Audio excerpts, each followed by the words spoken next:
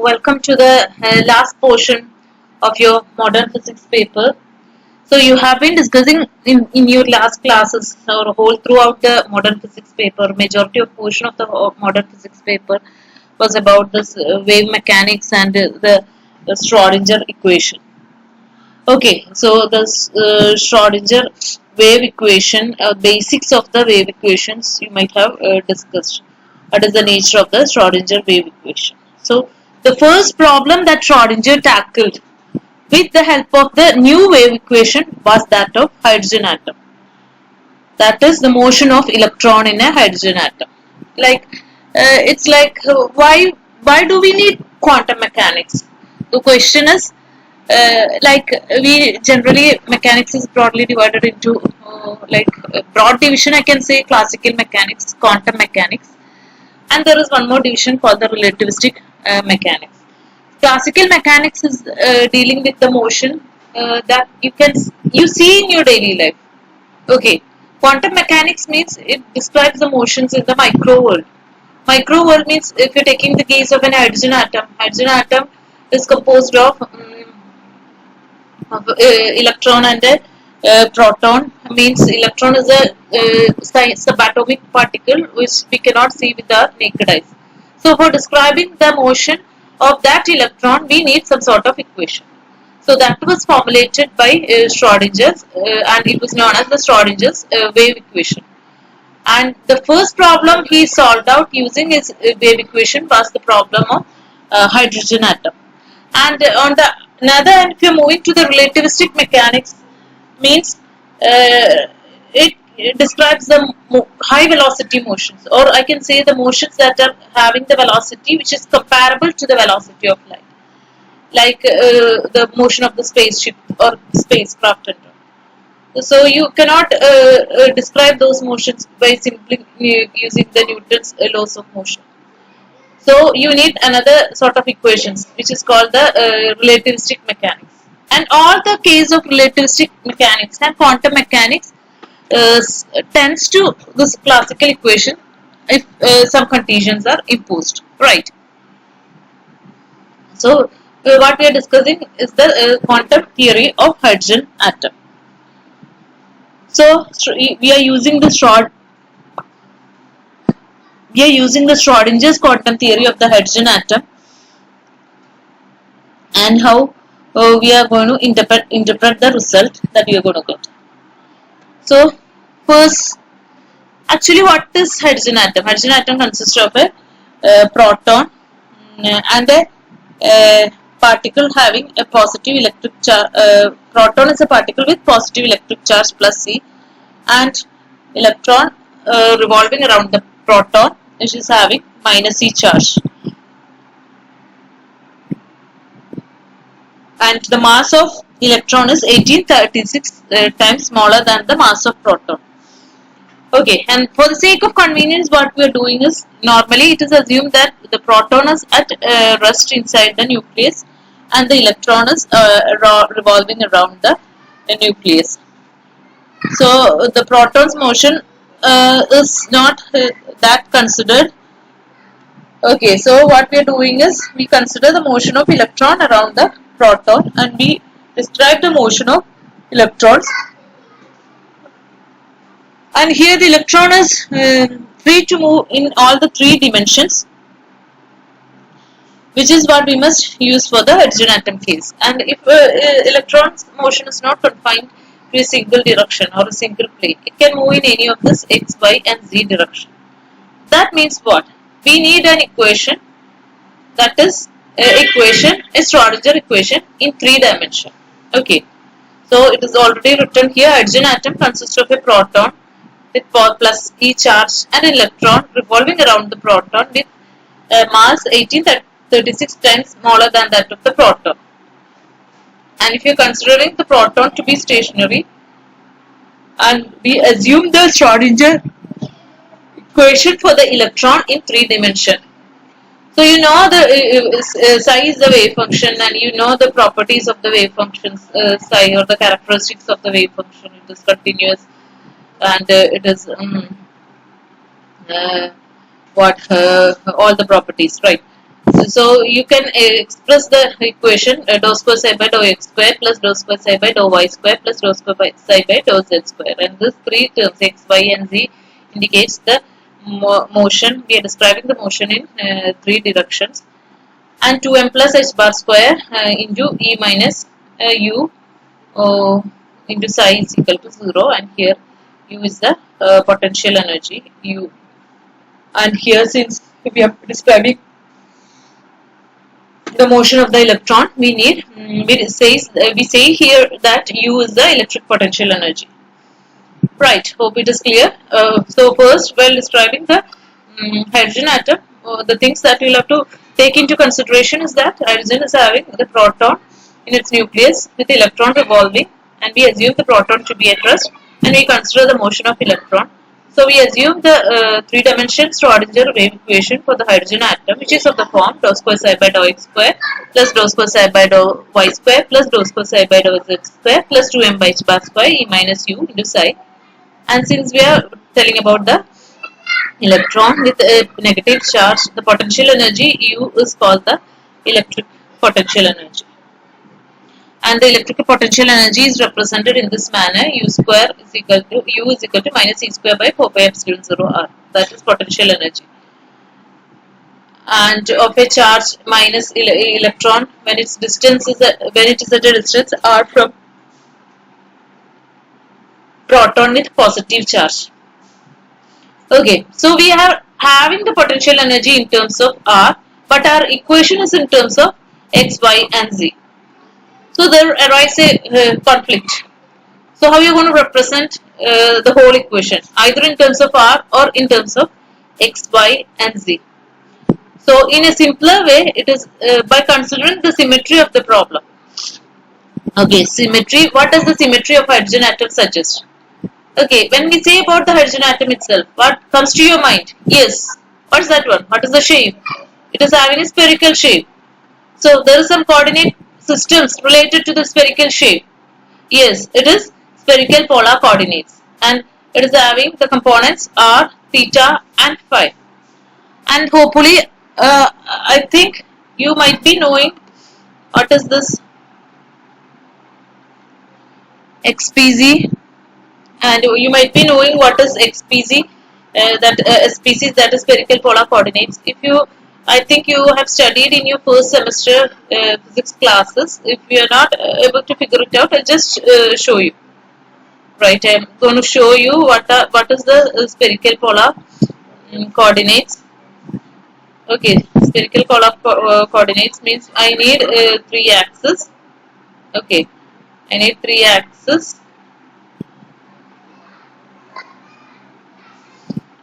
Okay, I need three axes.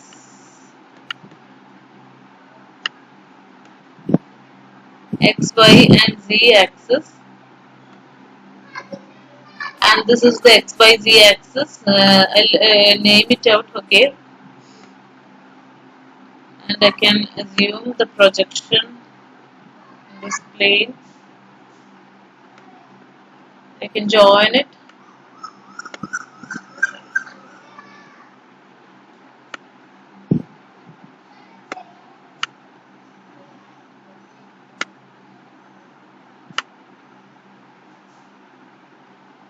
Okay, that's all. So so what I'm doing here is I can name it, right? I can name the axis, and this one is x axis. This one is y axis, and this one is z axis, right? And what I can do is I can and the 3 coordinates, and I'm going to name this as R. R is the distance from the origin O of the coordinate system to the point P, and OP is equal to R. And what I'm drawing is I'm drawing an angle here, and this angle is named as theta, and theta is called the zenith angle. And what I'm theta is called the zenith angle, right? Zenith angle. Theta is called the zenith angle, right? Theta is called the zenith angle. I'm having one more angle which is phi.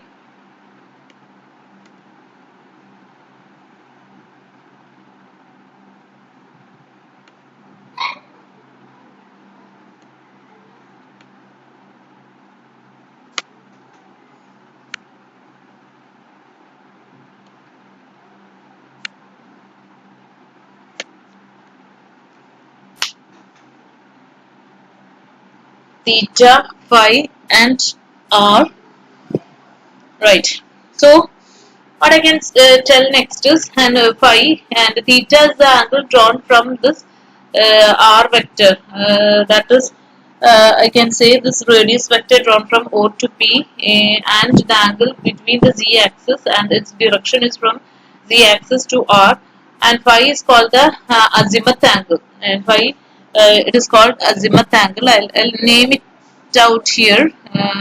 It is called the azimuth angle. It is called the azimuth angle, and it is actually the angle between x and what is this? Actually, this line represents the projection of OP in XY plane. ഈ XY പ്ലെയിനിലുള്ള OP ന്റെ projection ആണ് this line. Okay, and like I could say this is theta. So normally, what does it mean? If this is theta means this component will be r cos theta. Okay, what I'm doing here is this component is the adjacent component. Adjacent component is r cos theta and opposite component is r sin theta. So I can name this adjacent component z is equal to r cos theta. I'll write it down, it's better. You can name it as r cos theta. Z is r cos theta. It is the adjacent component r cos theta, and the opposite line is this one, this line, and this is r sin theta. So r sin theta, sin theta, right? So magnitude wise, it will be having this projection will be since it is parallel to r sin theta. This also will be r sin theta, r sin theta. This line will be r sin theta, and this r sin theta line makes an angle phi with x-axis. So normally x will be r sin theta cos phi, and y will be r sin theta sin phi. X is r sin theta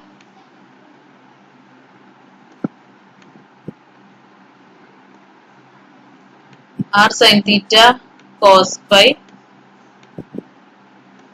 Y is r sin theta sin phi. Y is r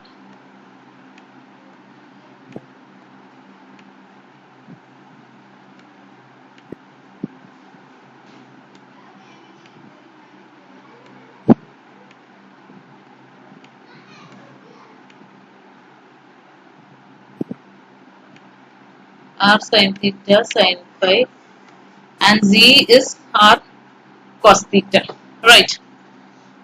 So I can obtain both theta, phi and r from here. R is from itself, this itself I can clear it out. R is equal to root of x square plus y square plus z square, and theta and phi also I can figure it out like this way. So this is actually the spherical polar coordinates with radius vector r, zenith angle theta, and azimuth angle phi. So you're going to write the Schrodinger equation in terms of the spherical polar coordinates, right? Hope it is clear for you. Okay. So what I'm doing here is I'm writing r is equal to root of x square plus y square plus z square, and what is theta is the zenith angle, and it is cos inverse z by r, and azimuth angle is tan inverse y by x. That you can figure it out easily.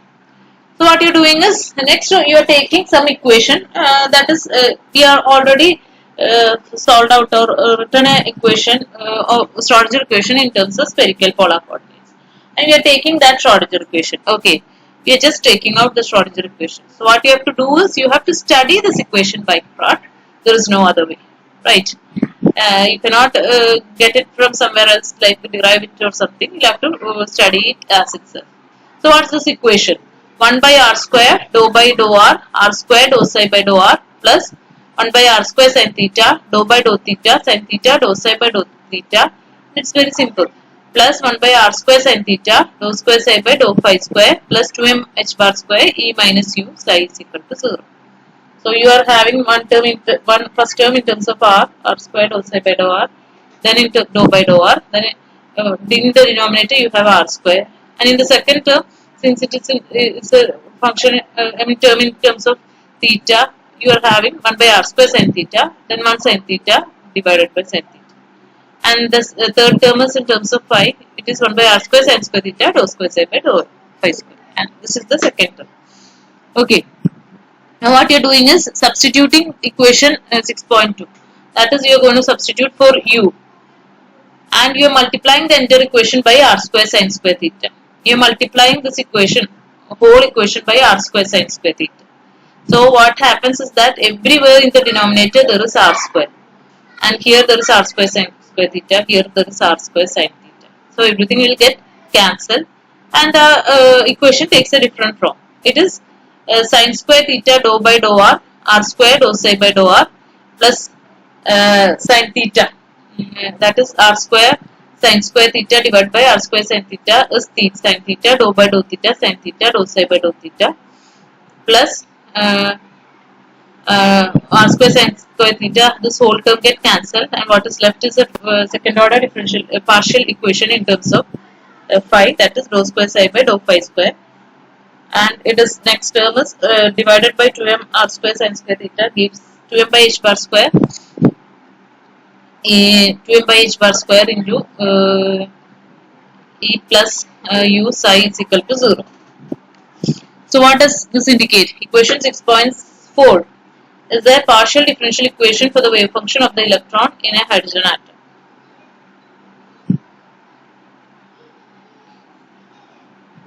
So equation 6.4 is the partial differential equation for the wave function of the electron in a hydrogen atom.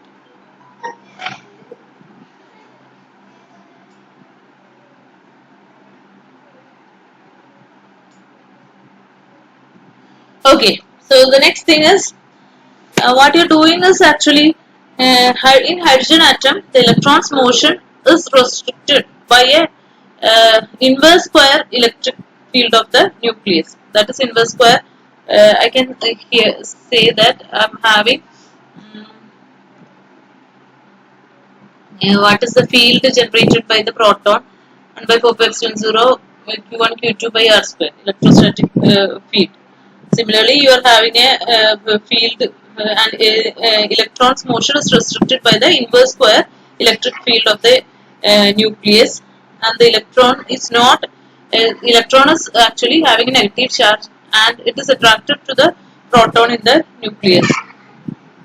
Electron is not so much free to move in 3 dimension, and we generally express the wave function in terms of quantum numbers also here. Okay, so we are going to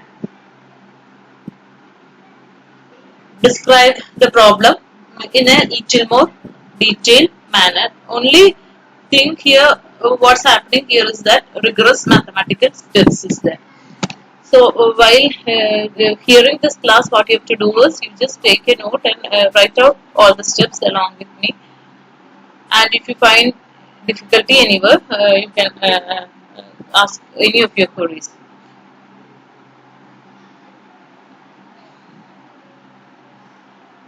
So the advantage of writing Schrodinger equation in spherical polar coordinates for the problem of hydrogen atom is that in this form it may be separated into 3 independent equations. And what you are going to do is you are just cutting out or separating all this whole equation into 3 separate forms. Okay, for making it simpler to solve. Okay, and each involving only the single coordinates. An equation will first just pull out an equation in terms of r, then separate the equation in terms of theta, and then in terms of phi. Okay. So the wave function psi, which is a function of r, theta, phi, has the form of a product of three different functions: r of r, which depends on r alone, and theta of theta, which depends upon theta and alone, and phi, which is the function of phi and alone. So what you are going to do here is that we are separating the variables, right? Okay. Of course, we do not really know that the separation is possible, but we can proceed, assuming. And what you're doing is that everything in physics is based on some sort of hypothesis or other. So what you're doing that we are trying out. It could be like we are able to solve this problem by separating out the variables. So hydrogen atom wave function is psi. Psi is a function of r, theta, and phi. Now what you're doing is that you're representing it in separate three functions. That is r of r, theta of theta, and phi of phi. And then seeing if it leads to the desired separation of the whole equation. The function r of r describes how the wave function psi of the electron varies along a radius vector from the nucleus with theta and phi keeping as constant. Okay. In this equation, if I'm having an equation in terms of r, in that equation theta and phi will be assumed to be constant. The function theta of theta describes how psi is varying with the zenith angle theta and with r and phi to be constant. And the function phi of phi describes how psi varies with the azimuthal angle phi and along the parallel of the sphere and with r and theta constant. And what is written here is like you can understand that. And here theta is like a constant. Theta gives you a shape like this way. Okay. നമ്മൾ തീറ്റ constant ആയി വെച്ച് കഴിഞ്ഞാൽ ആ shape എന്താണ്? ഇങ്ങനെയാണ്. തീറ്റ 0 മുതൽ 180 degree വരെ മാറുക. 0 മുതൽ 180 ഡിഗ്രി വരെ മാറുക. അപ്പോൾ if you assume the watermelon, തണ്ണിമത്തൻ എന്താണ് from if you cutting out the watermelon from north to south, you will easily see the variation of theta. It will give you something like this way, or I can say that they are the latitudes which is drawn on the globe. Same theta lines, if you're joining together all the points indicating the same theta, you will get the latitudes, and the same phi lines give you the same phi line give you the longitudes, meridians of longitudes, and the other one is the latitudes. Okay. So the same phi means what? I'll get some circles like this. This one represents a single phi, and another one of the sorts represents the phi like this. Okay. So what you're doing here is we are separating out the variables, and what I can write is psi is a function of capital R, capital theta, and phi. Capital R is a function of small r, and capital theta is a function of small theta, and capital phi is a function of small phi. And now what I'm going to do is, if you are trying to find out the partial variation of psi with respect to r. Psi is a function of r, theta, and phi, and I first assume the function variation of psi with respect to small r. And in this case, theta and phi are assumed to be constant, and psi is a function of r, and r is a function of r. So I can write dou capital R by dou small r, or d capital R by d small r, since theta and phi are constant. In a similar way, I can write dou psi by dou theta is equal to r phi dou theta of dou theta, or r phi d theta by d theta. Similarly, dou square phi by dou square psi by dou phi square can be written as r theta of dou square phi by dou phi square is equal to r theta d square phi by d square. Okay. So hope it is clear for you.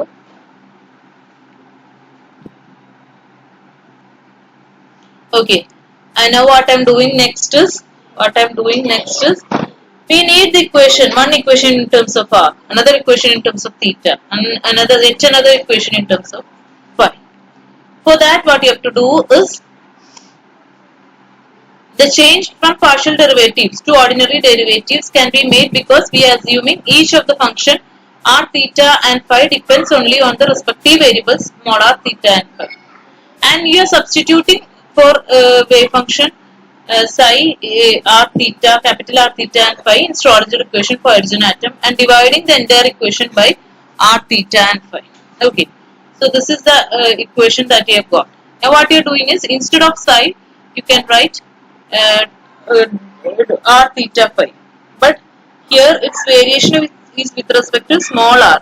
So variation is with respect to small r means I can write it will be dou r by dou capital R by dou small r, and what will be left outside is the constant capital theta and capital phi, and you are dividing the whole equation by theta and phi, theta, phi and r.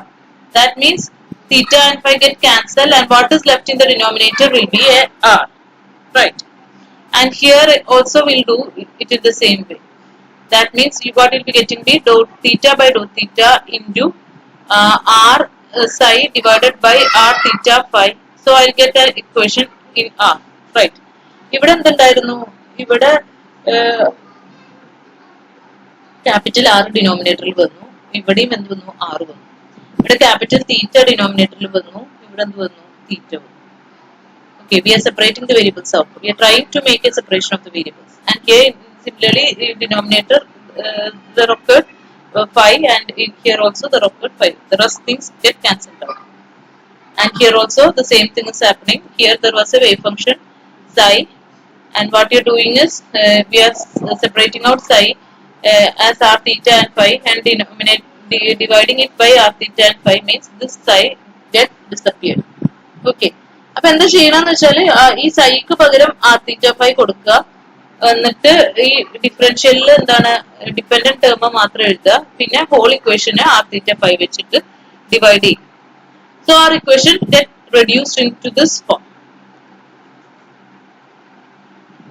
So now we can see easily that the first term or the third term is the equation of phi only, and second term is an equation of theta. First term is a combined equation of r and theta. So the third term of equation is a function of azimuthal angle phi only, whereas the other terms are functions of r and theta. So what you are doing here is that first we are going to separate out the equation in terms of phi. So we'll keep everything in the LHS and we'll take one term, that is the equation in terms of phi, into RHS. And this equation will be correct only if both this LHS and RHS equal to a some constant, is equal to the same constant, since they are functions of different variables. As we shall see, it is convenient to call this constant as ml square, and the differential equation for the function phi is therefore each of this LHS and RHS should be equal to a constant, and I am naming that constant as ml square. So I can write it simply as minus 1 by phi into d square phi by d square phi by d phi square is equal to ml square. Now what you are doing is you are going to substitute for ml square. Okay, next we substitute ml square. So instead of this I can write ml square. അപ്പോൾ ഇതിന് പകരം എന്ത് എഴുതി? ml square ഇവിടെ കൊണ്ടുപോയി എഴുതി. എന്നിട്ട് what you are doing next is you are taking the equation in terms of theta. Here ml square is a constant, and I want every theta terms to one side. For taking every theta terms to one side, what you are doing is substitute for ml square here, and we are dividing the entire equation by sin square theta. Okay, dividing the entire equation by sin square theta. Here there is a sin square theta, here there is a sin theta, and here there is a sin square theta. So here this sin square theta disappears, and what is left is 1 by r d by dr of r square dr by dr. That is clear. This sin square theta ഇവിടെ വെട്ടിപ്പോകും. ഇനി അടുത്ത എന്തുണ്ട്? ഇവിടെ ഒരു sin square theta ഉണ്ട്, അതും കളഞ്ഞു. And you have this term 2m r square by h bar square into e square by 4 pi epsilon 0 r plus e. And here instead of this I am having a ml square. And ml square we are dividing the whole equation by sin square theta. അപ്പോൾ denominator ഒരു sin square theta. പിന്നെ ഇവിടെ എന്താ ഉള്ളത്? ഒരു sin theta ഉണ്ട്. But divided by sin square theta gives you 1 by sin theta. എന്നിട്ട് ഈ ടേമിനെ നമ്മൾ എന്ത് ചെയ്തു? തീറ്റ വന്ന ടേമിനെ നമ്മൾ we are taking it to RHS.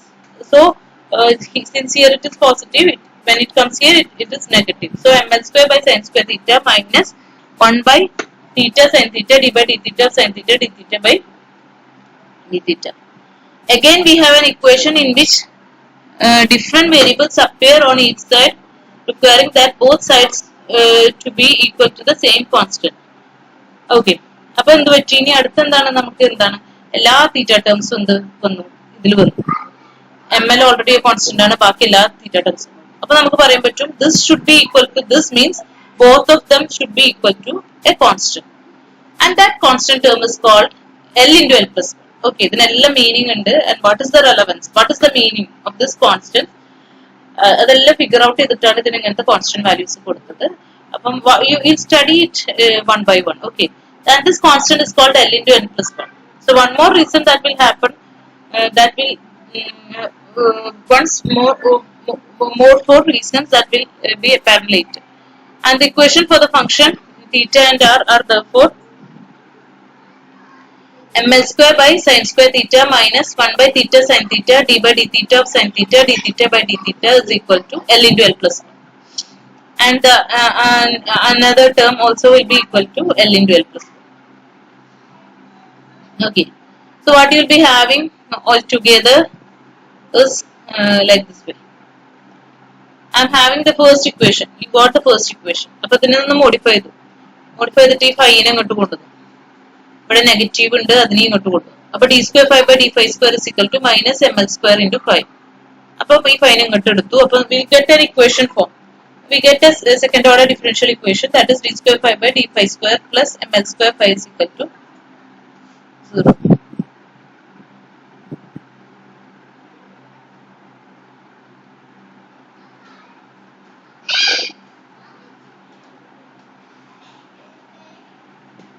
d square 5 by d 5 square plus ml square 5 is equal to 0. And next we have another equation, 1 by sin theta d by d theta of sin theta d theta by d theta plus, okay, plus L into L plus 1 minus, here we are having a minus term. And what you are doing is you just multiply every term by minus. So you will have a minus here, you will have a plus here, you will have a minus. So we keep this term here. I can take this to the LHS. So the minus term will become plus, and this minus term will be minus term itself. Right. അതൊന്ന് rearrange ചെയ്യാം. Okay. അതിന് ഈ formula ആക്കാനുള്ള ബുദ്ധിമുട്ടില്ല. So you get an equation in terms of theta. That is 1 by sin theta d by d theta of sin theta d by d theta plus L into L plus 1 minus ml square by sin square theta. In this denominator there is a theta and it will be taken to this side. ഈ denominator ഒരു theta എടുത്തിട്ട് അങ്ങോട്ട് വെച്ചു. Okay, that is equal to 0. And the last equation is 1 by r square. Okay, and we will get the equation for r. ഇവിടെ എന്ത് പറ്റി? That is you are dividing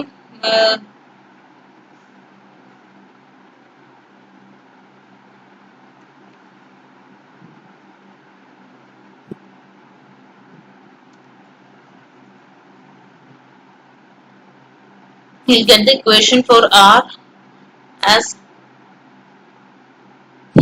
rearranging the various terms. Okay, you will get the equation for us r as 1 by r into d by dr of r square dr by dr, and this is the equation for r. And we made a substitution like this way: 1 by r d by dr of r square dr by dr plus 2m r square by h bar square e square, like this. And here what happens here is that here in the denominator you are having a small r square, and what you are doing is you are dividing the entire equation by small r square and the multiplying the entire equation by capital R. അപ്പം ഈ equation എന്ത് ചെയ്യുന്നു? ഇതിനൊന്ന് simplify ചെയ്യാൻ വേണ്ടിയിട്ട് dividing by small r square and multiplying by capital r. What you get? ഇവിടെ എന്ത് വന്നു? ക്യാപിറ്റൽ ആറിനെ കൊണ്ട് മൾട്ടിപ്ലൈ ചെയ്തപ്പോൾ ഈ ആർ വെട്ടിപ്പോയി, ഡിവൈഡ് ചെയ്തപ്പോൾ ഈ സ്മോൾ ആർ സ്ക്വയർ വന്നു. ഈ ടേം ഇവിടെ എന്ത് പറ്റി? ഡിവൈഡിങ് ബൈ ആർ സ്ക്വയർ എന്ന് പറഞ്ഞാൽ ഈ ടേം വെട്ടിപ്പോയി, multiplying by R square capital R എന്ന് പറഞ്ഞാൽ ഈ R numerator. Rest everything is fixed to m by h bar square e square by 4 pi epsilon 0 r plus e, I L into L plus 1 in divided by R square into R is equal to 0. So you got three equations.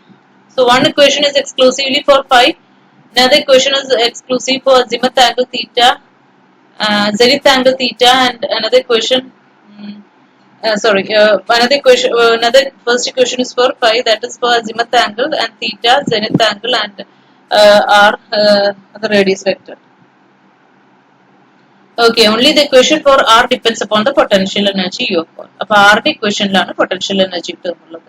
അപ്പോൾ മൂന്ന് equation കിട്ടി. And almost first equation is the second order differential equation, then partial differential equation. Okay. Now what you are doing is that you are solving out this equation, which yields you different quantum numbers pertaining to the hydrogen atom. So this you will discuss in the next class. Okay. So what you have started with, for the Schrodinger equation in 3 dimension for hydrogen atom, and here have written the potential energy minus E squared divided by 4 pi epsilon 0 R. But the Schrodinger equation was in terms of Cartesian coordinate x, y and z, potential energy in terms of R. By the symmetry of the problem, we assume the spherical polar coordinates, and we write the Schrodinger equation in terms of spherical polar coordinates, which you will have to by heart. Then what you have to do is, so you reach in this place, and you did some mathematical manipulation, that is multiplying the entire equation by r square sin square theta. You reduce it. Then what you'll be getting is psi as a function of r theta and phi. You separated the variables, and you try to substitute the separated variables in this equation and make some mathematical manipulation to separate out the equations or the terms in terms of r, theta and phi, which yield you three independent equations, one in terms of azimuth angle phi, another in terms of zenith angle theta, and another in terms of radius vector r. Okay, so this is the thing that you have done, and today itself you write it down, study well. This is an important question which is usually asked as an essay question, that is how you want to solve the hydrogen atom using the Schrodinger equation. Okay, so you got this three equation. So in the next class we'll discuss how you are going to solve each of this equation yielding the quantum numbers, right? Which gives you the three quantum numbers: principal quantum number, azimuthal quantum number, and orbital quantum number. Principal quantum number, orbital quantum number, or the magnetic quantum number, which we will discuss each of these quantum numbers in detail, which is actually representing which we obtained from the constant that you have put out here. Okay, so hope it is clear for you. So see you in the next class.